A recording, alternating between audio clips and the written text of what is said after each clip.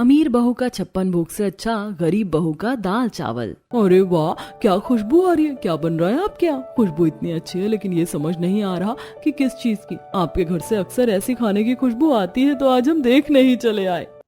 अरे सिर्फ देखने आई हो? अब जब आप आ ही गई हो तो खाना खाकर जाना। अच्छा ऐसा क्या? ठीक है, तो आज हम आपके घर का स्वादिष्ट खाना खाकर जाएंगे जिसकी महक पूरे मोहल्ले में फैलकर सबका मन ललचा देती है। वैसे क्या बना रही है आपकी श्रद्धा?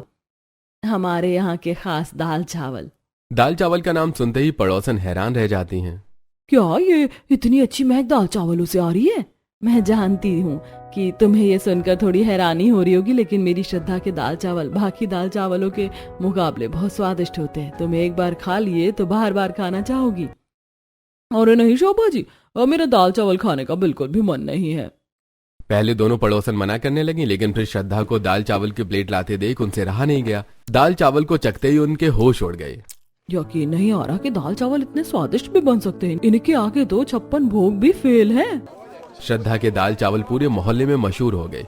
उसके घर आए दिन कोई ना कोई उसके यहाँ दाल चावल खाने आता। कुछ ही दिनों में श्रद्धा की शादी होने वाली थी।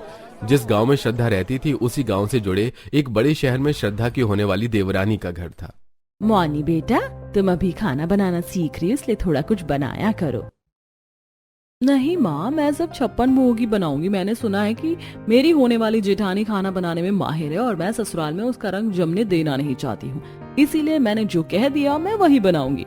लेकिन बेटा, तुम्हारी सहेलियां भी तुम्हारा इंतजार कर रही हैं। अच्छा तो है, अब मैं उन्हें भी अपने हाथों से बना 56 भोग खिलाऊंगी। ये कहती हुई मौनी रसोई में चली गई। तभी वहां उसकी एक सहेली ईशा मीनाक्षी के पास पहुंची। क्या हुआ आंटी, आप थोड़ी परेशान लग रही हैं?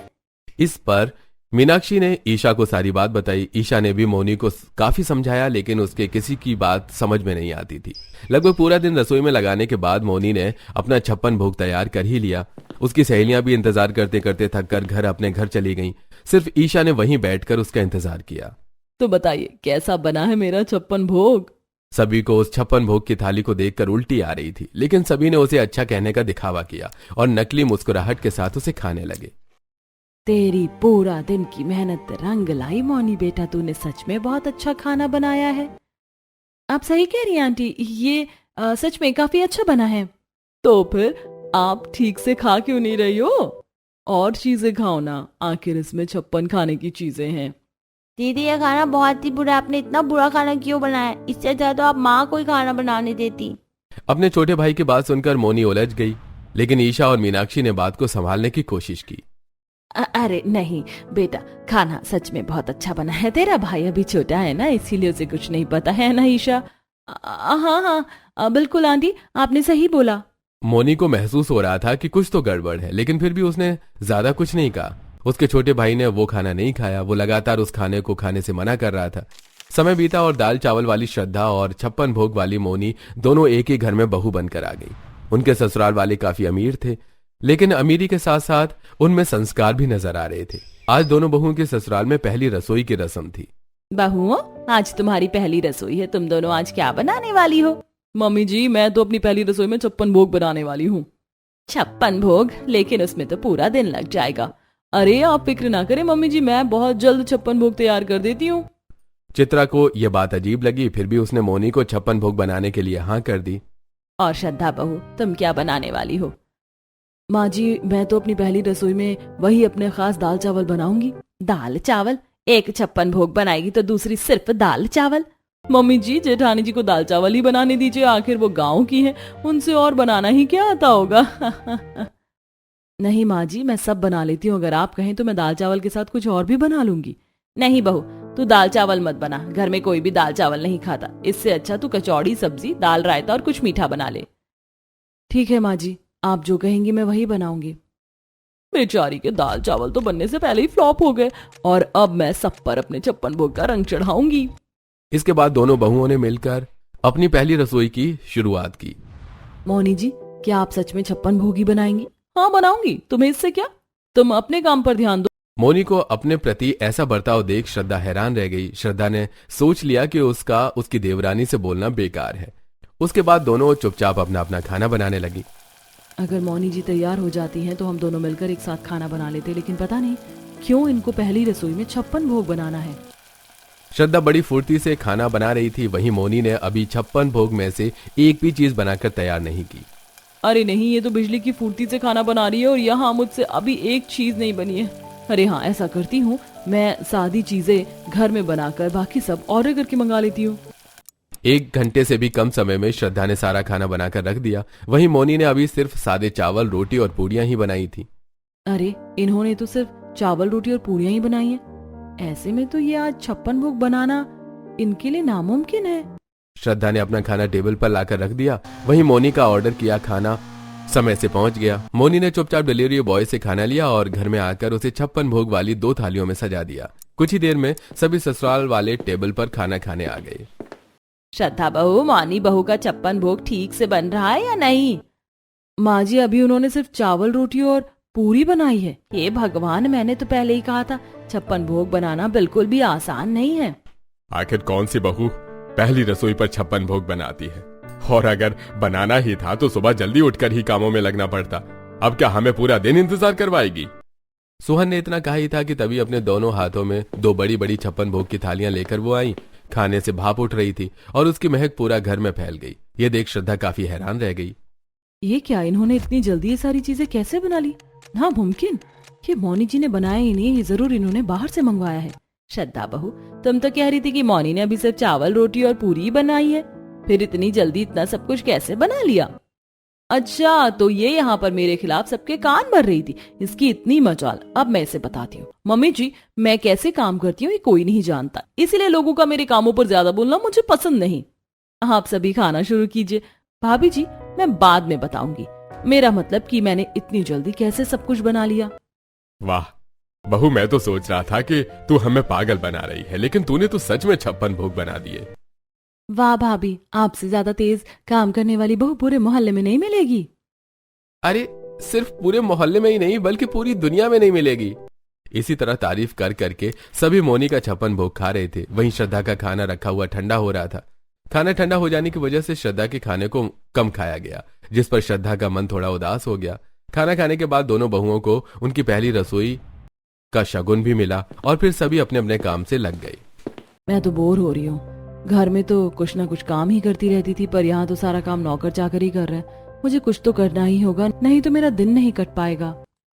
यह सोचकर श्रद्धा अपने कमरे से बाहर निकली तो उसने देखा कि एक मेड धुले हुए कपड़े लेकर जा रही थी।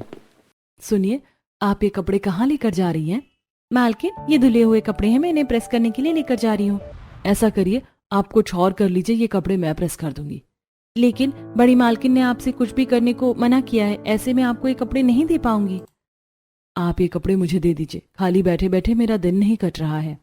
श्रद्धा के इतना कहने पर मेड ने उसे कपड़े दे दिए और श्रद्धा खुशी खुशी कपड़े लेकर अपने कमरे में जाने लगी। लेकिन तभी वहां मोनी आ गई। अरे भाभी, इतनी खुश होकर कहाँ जा रही हो? कहीं भी नहीं, खाली बैठे बैठे बोर हो रही थी, सोचा कि क्यों ना कपड़े ही प्रेस कर दूं। सब समझती हूँ मैं, ये पहली रसोई की रस्म में तो अपना रंग नहीं जमा पाई, तो अब काम करके सबका दिल जीतना चाहती है, लेकिन मैं ऐसा बिल्कुल भी नहीं होने दूंगी। अरे भाभी, जब मैं यहाँ हूँ तो आपको ये सब करने की क्या जरूरत है? लाइए, मैं कपड़े प्रेस कर देती हूँ। इतना कहकर मोनी ने जबरदस्ती श्रद्धा से कपड़े छीन लिए और जल्दी से उन्हें अपने कमरे में ले गई। वहीं श्रद्धा इस बात पर हैरान होकर वहीं खड़ी रह गई। इन्हें बेवकूफ बनाना तो बहुत ही आसान है, लेकिन अब मुझे ये सारे कपड़े प्रेस करने होंगे। काम भी तो क्या करने चली थी, अब इनके चक्कर में मैं फंस गई। मोनी ने मुंह बनाकर अलमारी से प्रेस निकाली और फिर टेबल पर कपड़ा बिछाकर कपड़े प्रेस करना शुरू कर दिया। ओह गॉड, मैंने कभी भी अपने भी कपड़े प्रेस नहीं किए और यहाँ मुझे सबके कपड़े प्रेस करने पड़ रहे हैं। इस श्रद्धा की वजह से मेरे पल्ले मुसीबत बन गई है। अरे नहीं। मोनी ने देखा कि खुद से बातें करने के चक्कर में उससे सौम्या की ड्रेस जल गई। उसने तुरंत कपड़े से प्रेस हटाई, लेकिन कपड़ा पूरी तरह से जल चुका था। ये देख मोनी बहुत घबरा गई। वहीं कपड़ा जलने की गंध भी पूरे घर में फैल गई। अरे घर में कुछ जल रहा है क्या? ये कैसी बदबू आ रही है? मेड्स, जल्दी से जाकर पूरे घर में चेक करो। चित्रा के कहने पर घर के सभी मेड्स ने इधर उधर जाकर चेक किया। मोनी ने अपना दरवाजा लॉक किया हुआ था, इसलिए मेड वहां नहीं जा पाए, लेकिन उन्हें समझ आ गया था कि जलने की बदबू यहीं से आ रही है। मेड्स ने सभी को मोनी के कमरे के बाहर बुलाया। बहू, ओ बहू, ये कैसी जलने की बदबू आ रही? तेरे कमरे से क्या कर रही है तू? मोनी अपनी सास की आवाज सुनकर बहुत घबरा गई और उसके मुंह से एक शब्द भी नहीं निकला। माँ, हमें पूछने के बजाय दरवाजा खोलकर देखना चाहिए। चित्रा ने गार्ड से कहकर मास्टर चाबी से दरवाजे को अनलॉक किया। दरवाजे को खुलता देख मोनी सारे कपड़े समेटकर छुपाने के लिए भागी, लेकिन उसके हाथ से सौम्या की जली हुई ड्रेस जमीन पर गिर गई। ओह गॉड नो! माँ, ये तो मेरी पसंदीदा ड्रेस है। ये क्या हो गया इसके साथ? मैंने इसे सिर्फ एक ही बार पहना था। भाभी, ये आपने क्या किया? जवाब दे बहू, तूने ऐसा क्यों किया? हमारे घर के कपड़े तो मेड प्रेस करते हैं, फिर तेरे पास कपड़े कहाँ से आए? मम्मी जी, श्रद्धा भाभी ने मुझे जबरदस्ती कपड़े प्रेस करने को दे दिए, जबकि मुझसे तो कपड़े प्रेस करने आते भी नहीं है। ये क्या कह रही हो मौनी? तुम ही तो मुझसे कपड़े छीन कर लेकर गई थी। इस पर श्रद्धा ने सच बात बतानी चाहिए, लेकिन मोनी ने उस पर अपने झूठ का पर्दा डाल दिया। मम्मी जी, श्रद्धा भाभी ने मुझसे कहा कि मैं कोई काम नहीं करती हूँ, मुझे काम करने चाहिए, और इन्होंने जबरदस्ती मेड से कपड़े लेकर मुझे प्रेस करने को दे दिए। क्यों श्रद्धा बहू, तूने ऐसा क्यों किया? अगर आप इतनी समझदारी ना दिखाती तो आज मेरी ड्रेस का ये हाल नहीं होता। अगर आपको ऐसा लगता है कि ये सब मेरी वजह से हुआ है तो मैं ही इसकी भरपाई करूंगी। लाओ सौम्या, तुम अपनी ये ड्रेस मुझे दे दो। मैं वादा करती हूँ कि मैं इसे पहनने लायक बनाकर ही वापस करूंगी। ये कहकर श्रद्धा से सौम्या के हाथों से ड्रेस लेकर चली गई। अब ये क्या कोतक करने वाली है? श्रद्धा सौम्या की ड्रेस को अपने कमरे में लेके गई और फिर उसने अलमारी से अपनी एक साड़ी निकाली। श्रद्धा अपने घर से सिलाई मशीन लेकर आई थी, जिस पर वो अपने और अपनी माँ के कपड़े सिया करती थी। उसने अपनी सबसे सुंदर साड़ी काटकर सौम्या की ड्रेस सुधारने में लगा दी। कुछ देर ड्रेस पर काम करने के बाद ड्रेस के ठीक होने पर श्रद्धा उसे लेकर सौम्या के कमरे में पहुंची। सौम्या, मुझसे जितना हो पाया मैंने कर दिया। उम्मीद है तुम्हें मेरा काम पसंद आएगा। भाभी, आपने ये कैसे? आपने तो मेरी ड्रेस को पहले से भी ज्यादा सुंदर बना दिया। सच में आपने कमाल कर दिया। इस पर श्रद्धा का दिल खुश हो गया। उसने सौम्या को कपड़ों वाली सारी बात बताई और इस बार सौम्या को उस पर यकीन आ गया। इसी तरह कुछ दिन और बीते और आज मोनी बाजार गई हुई थी, इसीलिए श्रद्धा को अपने दाल चावल बनाने का मौका मिल गया। आज तो मैं सभी को अपने दाल चावल का स्वाद चखा कर ही रहूंगी। श्रद्धा ने बड़ी लगन और प्यार से सबके लिए दाल चावल बनाए और इतने में मोनी भी घर वापस लौट आई। श्रद्धा ने डाइनिंग टेबल पर अपने दाल चावल की प्लेट लगाई, जिनसे उड़ रही खुशबू पूरे मोहल्ले में फैल रही थी। बहू, आज क्या बनाया तूने? इतनी अच्छी खाने की महक तो मैंने कभी नहीं सूंघी। माँ जी, आज मैंने खास दाल चावल बनाए हैं जिन्हें बनाने का मुझे अभी तक मौका नहीं मिला था। ओह गॉड, माँ आज खाने में क्या बना है? खुशबू तो लाजवाब आ रही है। ओह, तो अब ये मेरे पीछे खाना बनाकर सबको इम्प्रेस करने की कोशिश कर रही है। कोई बात नहीं, महज इसके ये दाल चावल मेरे 56 भोग से कभी नहीं जीत सकते। कुछ ही देर में सभी खाने खाने आ गए। अरे ये कैसा मरीजों जैसा खाना बनाकर रख दिया है। भले इनसे कितनी भी अच्छी खुशबू आ रही है, लेकिन है तो ये सादे से दाल चावल ही ना। सभी को दाल चावल देखकर थोड़ा अजीब सा लगा, लेकिन एक निवाला चखते ही उनके होश उड़ गए। आज तक उनमें से किसी ने भी इतने स्वादिष्ट दाल चावल नहीं खाए थे। कमाल है, क्या ये सच में दाल चावल है? ये तो बिल्कुल किसी महंगे रेस्टोरेंट की डिश लग रही है। श्रद्धा, तुम कोई सीक्रेट शेफ हो क्या? तुमने इतना अच्छा खाना कैसे बनाया? अरे नहीं, मैं तो बस एक गांव की सीधी सादी लड़की हूँ। अरे गांव की सीधी सादी लड़की, लेकिन मानना पड़ेगा बहू, हाथों में से तो अच्छे अच्छे शेफ से भी ज्यादा स्वाद है। इसी तरह श्रद्धा के बनाए दाल चावलों की तारीफ हुई चली जा रही थी। वहीं मोनी इस बात से जलकर राख हो गई। जलन से उसने उन चावलों का एक भी निवाला भी नहीं चखा और सीधा अपने कमरे में चली गई। अपने आप को क्या समझती है ये? मेरे 56 भोग को अपने दाल चावलों से हरा सकती है? अब मैं जल्दी जल्दी अपना 56 भोग बनाऊंगी और इसे खाना बनाने का मौका ही नहीं दूंगी। इसी तरह कुछ दिन और बीत गए और मोनी ने इस बीच 3 दफा 56 भोग बनाया, वो भी आधा सामान बाहर से ऑर्डर करके। आज मोनी की सहेलियां उससे मिलने आई हुई थी। मोनी, हमने सुना है कि तू बड़ा अच्छा 56 भोग बनाकर खिला रही है अपने ससुराल वालों को, इसीलिए आज हम भी तेरा 56 भोग खाने आए हैं। अरे हाँ, क्यों नहीं, मैं तुम्हारे लिए अभी 56 भोग मंगा देती हूँ, मेरा मतलब बना देती हूँ। इतना कहकर मोनी रसोई से गई और उसने खाना ऑर्डर कर दिया। वहीं फिर उसने कुछ चीजें घर में ही बनाई। इतने में बाहर तेज बारिश शुरू हो गई। मोनी ने चावल, रोटी, पूड़ी और दाल बनाकर रख दी, लेकिन उसका ऑर्डर किया खाना अभी तक नहीं पहुंचा, जिस पर वो घबरा गई। कहाँ रह गया ये डिलीवरी बॉय?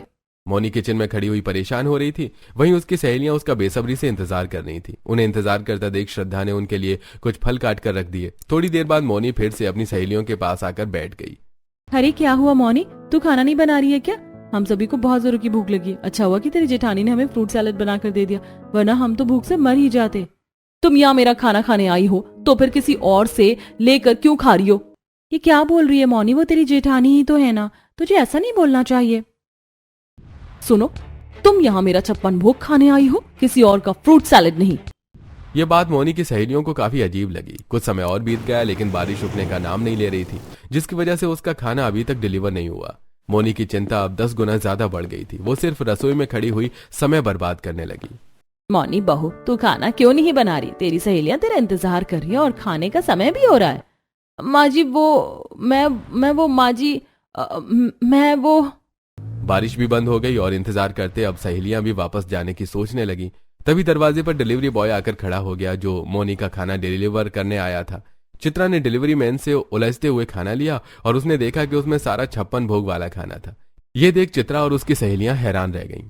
ये सब क्या है? इसका मतलब वो सब 56 भोग तू बाहर से मंगा कर अभी तक हमारा पागल बना रही थी बहू, और हमने सोचा कि तू सच में अच्छा खाना बनाती है। मुझे माफ कर दीजिए माँ जी। हमें तुझसे ये उम्मीद बिल्कुल नहीं थी मोनी। सारे मूड का सत्यानाश कर दिया। अरे बस की नहीं थी तो बता देती। अब हम जा रहे हैं और आइंदा अपने घर किसी को बुलाने से पहले सोच लेना। सही कहा, लेट्स गो गाइस। नाराज होकर उसकी सहेलियां भी घर जाने लगीं। अरे आप इस तरह मत जाइए, मेहमानों को ऐसे निराश करके नहीं भेजना चाहिए। मैं आपके लिए खाना बना देती हूँ। हाँ बहू, तू इन सबको अपने वही दाल चावल बनाकर खिला, इन्हें बहुत पसंद आएंगे। हम यहाँ 56 भोग खाने आए थे और इसकी जगह अब हमें दाल चावल खाने पड़ेंगे। अरे एक बार बहू के बनाए दाल चावल खाकर देखो, उंगलियां चाटती रह जाओगी। मोनी की सहेलियां ज्यादा जिद न करते हुए रुक गईं। फिर श्रद्धा ने उनके लिए अपने दाल चावल बनाए और फिर उन्हें परोसे। सभी सहेलियों ने बड़े चाव से दाल चावल खाए और श्रद्धा की खूब तारीफ की। वहीं मोनी मुंह लटकाई खड़ी थी। मोनी चलो तुम भी खाना खाओ। लेकिन भाभी मैं कैसे? मैंने तो आपके साथ बिल्कुल भी अच्छा बर्ताव नहीं किया, फिर आप मुझे अपना बनाए खाना क्यों खिला रही हैं? क्योंकि मैं तुम्हारी तरह बच्ची नहीं हूँ। चलो अब अपना बचपना बंद करो और जल्दी से खाना खाओ। ये सब हम तुम्हारी सहेलियों के जाने के बाद भी कर सकते हैं, समझी? जी भाभी, आइए हम सब साथ ही खाते हैं। वाह लाजवाब, क्या स्वाद है भाई, मान गए मोनी, ये है असली 56 भोग। ये सुनकर सभी हंसने लगे और सभी सहेलियां खाना खाकर चली गईं। अपनी जेठानी का सरल स्वभाव देखकर मोनी की आंखें भर आईं और उसने श्रद्धा से माफी मांगी, जिस पर श्रद्धा ने उसे माफ कर दिया। अब मोनी श्रद्धा से पूछ पूछ कर सारे काम किया करती और श्रद्धा अपनी छोटी बहन की तरह उसका ख्याल रखती।